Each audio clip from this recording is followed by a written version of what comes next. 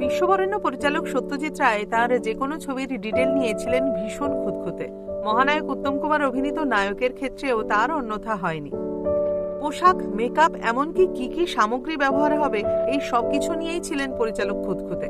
সত্যজিৎ রায়ের করা নায়কের পোশাকের স্কেচ অনুযায়ী উত্তম কুমারের পোশাক তৈরি করা হয়েছিল দর্জি। নায়কের স্যুট বানানো হয়েছিল উত্তম কুমারের অত্যন্ত প্রিয় দুটি জায়গা থেকে, গুলাম মোহাম্মদ, বরকত আলী। অন্যান্যদের পোশাক কেনা হয়েছিল নিউ মার্কেট থেকে। কিন্তু অদ্ভুত এক কাণ্ড ঘটেছিল নায়কের শেভিং ব্রাশ নিয়ে। পরিচালক যেরকম ব্রাশ চাইছেন তা কিছুতেই পাওয়া যাচ্ছে না। প্রায় 100টা শেভিং ব্রাশ দেখে সত্যজিৎ রায় রিজেক্ট করেছেন। অবশেষে ওই সিনের শুটিং হলো এবং ওই সিনে মহানায়ক উত্তম কুমারকে যে শেভিং ব্রাশটি ব্যবহার করতে দেখা গেল তা সংগ্রহ করা হলো একজন বিশেষ মানুষের কাছ থেকে। কার থেকে সংগ্রহ করা হয়েছিল জানেন? তিনি আর কেউ নন, বিখ্যাত পরিচালক তরুণ মজুমদারের কাছ থেকে।